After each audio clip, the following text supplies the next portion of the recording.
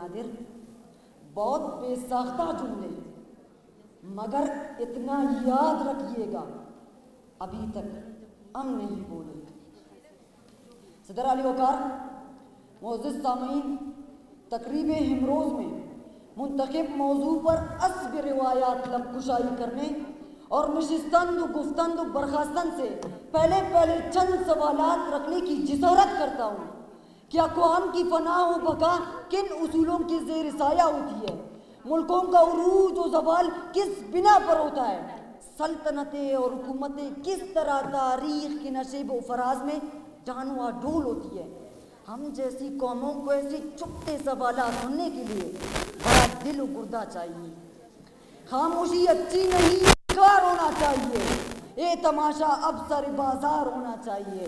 خواب کی تعبیر پر اصرار ہے جن کو ابھی، پہلے ان کو خواب سے بیدار ہونا چاہیے۔ موضوع سخن انتہائی نازک، بلکہ وہ چلو پر پانی ہے جس میں ہم ڈوب ڈوب کر روز مرتے ہیں۔ جی ہاں، وطن عزیز میں کہیں سماجی برائیاں ان افتادگان خاک کو سر اٹھانے کے قابل نہیں چھوڑا، لیکن بدعنوانی یا کرپشن کی دیمک نے ہماری اخلاقی و سماجی اقدار کو ایک بری طرح سے چاٹا ہے کہ جس کا ذکر کرنے سے روح تک کانپ اٹھتی ہے، اور اسی کی ساتھ ہی تاریخ ہماری سامنے نوازش کرتے ہوئے یہ فتویٰ صادر کرتا ہے کہ کرپشن میں مبتلا قوم کو تباہی و بربادی سے کوئی نہیں روک سکتا۔ علی وقار، شاید بدعنوانی کو آپ صرف چند نوٹوں کی ایک جیب سے دوسرے جیب میں منتقلی سمجھتے ہوں گے۔ نہیں، یہ وہ زہر ہے، یہ وہ وائرس ہے جو کسی قوم کی رگ و پے میں سرایت کر کے اسے گمنامی کے قبرستان میں پہنچا دیتا ہے۔ تاریخ گواہ ہے کہ جب قومیں اپنی اصولوں سے ہٹ کر دولت، طاقت اور ذاتی مفاد کے پیچھے بھاگنا شروع کرتی ہے تو اپنی زوال کی پہلی سیڑھی پر قدم رکھتے ہیں۔ آئیے ایک منظر تصور میں لاتے ہیں۔ ایک بارونق شہر ہے جہاں عمارتیں بلند ہیں، سڑکیں کشادہ ہیں، بازار بھرے ہوئے ہیں، لیکن اس کی خوبصورتی کے پیچھے ایک تاریک حقیقت چھپی ہوئی ہے۔ اداروں میں رشوت ستانی عام ہے، حکام اپنے منصب کا غلط استعمال کرتے ہیں اور انصاف کا ترازو دولت مندوں کی حق میں جھک چکا ہے۔ اس شہر کی چمک دمک صرف ایک فریب ہے، کیونکہ اس کی بنیادی بدعنوانی کی دیمک سے کھوکھلی ہو چکی ہے۔ کرپشن نے عوام کی زندگی کو مسلوب کر رکھا ہے۔ زندگی بے بندگی سے گزر کر کرنے نظر ہو گئی ہے۔ انسانی ضمیر اور انسانیت سسک رہی ہے۔ کرپشن کی چکی نے غریب عوام کی آزادی اور تشخص کو مکمل طور پر تیز کر دیا ہے۔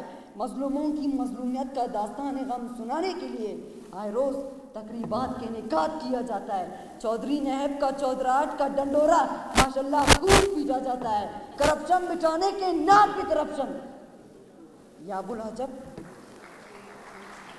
77 سالوں سے کرپشن اور لالچ کے لولی پاپ سے پہلانے کے فریب کاری تسلسل کے ساتھ جاری ہے۔ شرم تم کو مگر نہیں آتی۔ آج کرپشن کے خلاف آواز اٹھانا جرم بن چکا ہے۔ جھوٹ بولا ہے تو قائم بھی رہو اس پر ظفر۔ آدمی کو صاحب کردار ہونا چاہیے۔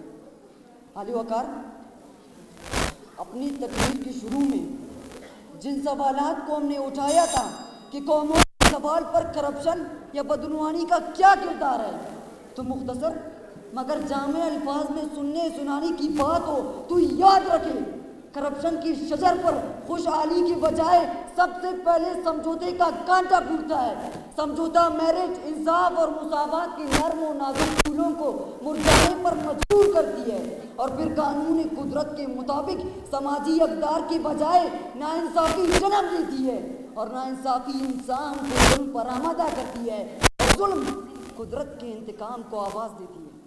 اس طرح انسانی 10,000 سالہ تاریخ گواہ ہے کہ قدرت کا مذاق اڑانے والے قومیں تاریخ کی قبرستان میں پیوند خاک ہو جاتی ہے۔